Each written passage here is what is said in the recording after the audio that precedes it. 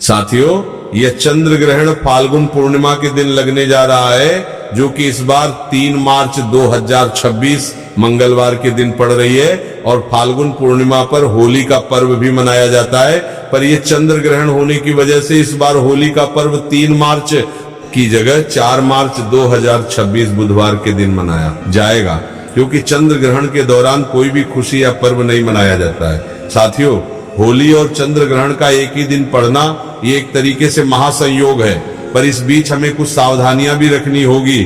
साथियों, सबसे पहले हम आपको बता दें कि ये जो साल का पहला चंद्र ग्रहण है, ये हमारे भारत में भी दिखाई देगा। इस वजह से इसका सूतक काल भी भारत में लगेगा और इसके नियमों का भी आपको पालन करना होगा।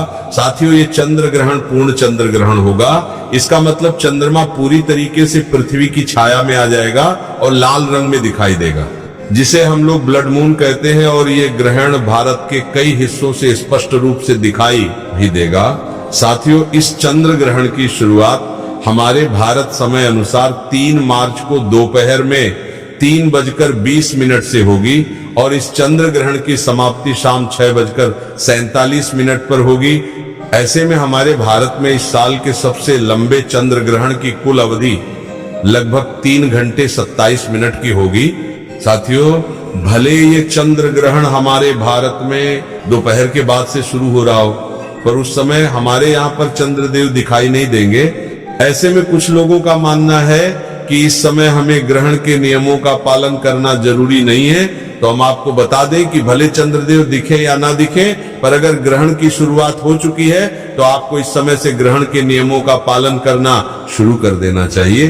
वैसे यह ग्रहण हमारे भारत में शाम को चंद्रोदय के बाद ही दिखेगा और 3 मार्च को भारत में चंद्रोदय का समय लगभग 6:30 का है और अलग अलग शहरों में इस समय में थोड़ा अंतर हो सकता है।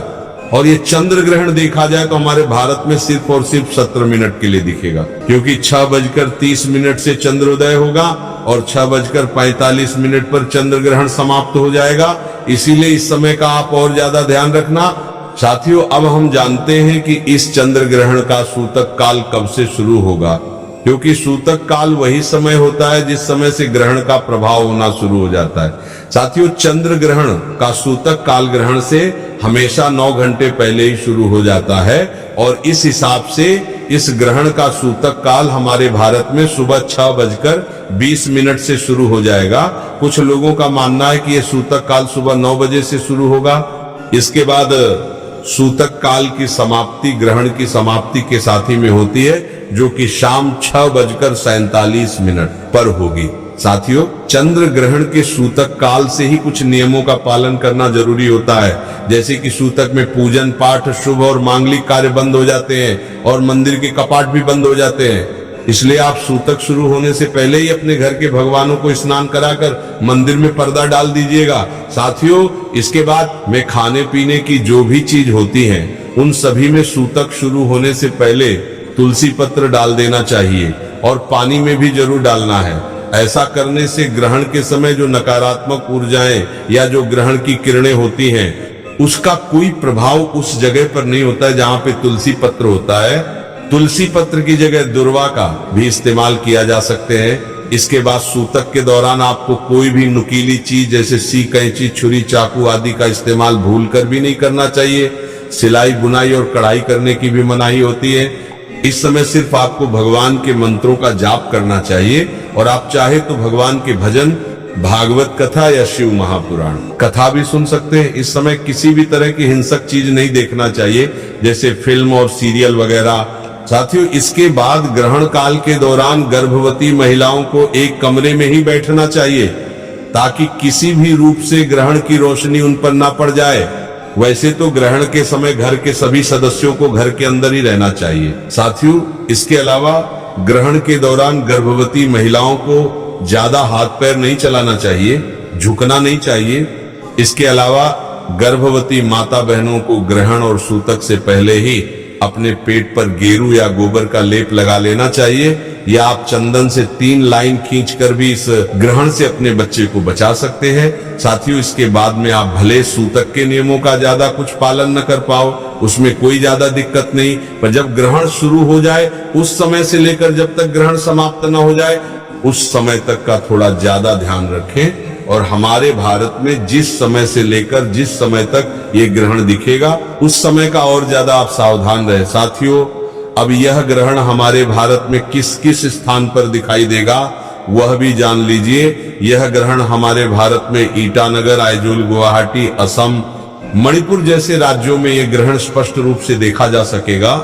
इसके अलावा दिल्ली, मुंबई, बेंगलुरु, चेन्नई और देहरादून में इस ग्रहण को कई हद तक देखा जा सकेगा। साथियों, यह ग्रहण विशेष रूप से सिंह राशि और पूर्व फाल्गुनी नक्षत्र में लग रहा है। इसका सीधा सा मतलब यह है कि ग्रहण के दौरान सिंह राशि वालों को ज्यादा सावधान रहना होगा। साथियों, सूतक और ग्रहण में घर में खाना न बनना चाहिए और न खाना चाहिए। और सूतक काल में अगर आप खाना खा रहे हैं तो उसमें तुलसी पत्र जरूर होना चाहिए। पर भूलकर भी ग्रहण के दौरान या सूतक काल में खाना बनाने के लिए चाकू से सब्जी नहीं काटने चाहिए। साथियों, इसके बाद में बहुत सारे लोगों का ये भी प्रश्न है कि चंद्र ग्रहण समाप्त होने के बाद में हमें क्या करना है और कैसे ग्रहण के प्रभाव से बचाना है। तो ग्रहण समाप्त होने के बाद सभी लोगों को सबसे पहले गंगा जल मिले जल में स्नान करना चाहिए। फिर थोड़ा सा गंगा जल खुद भी पी ली और पूरे घर में गंगा जल छिड़क कर अपने घर के भगवानों को भी स्नान कराएं। ग्रहण समाप्ति के बाद भगवान के मंदिर में भी दीपक जलाए जाते हैं और सफेद चीजों का दान पुण्य भी किया जाता है। ये सारे कार्य करने से अगर गलती से हमारे ऊपर चंद्र ग्रहण का कोई असर होता भी है तो भगवान के आशीर्वाद से चंद्र ग्रहण का कोई भी प्रभाव हमारे ऊपर नहीं हो पाता। इसके अलावा ग्रहण के दौरान किया गया नाम जाप और ग्रहण समाप्ति के बाद सफेद चीजों का दान हमें कई गुना बढ़कर फल दिलाता है। साथियों, अब हम आशा करेंगे कि आपका इस साल के पहले चंद्र ग्रहण को लेकर जो भी प्रश्न मन में आ रहे होंगे उन सब के उत्तर आपको मिल गए होंगे। पर अभी अगर आपके में कोई प्रश्न है तो आप हमसे कमेंट करके पूछ सकते हैं।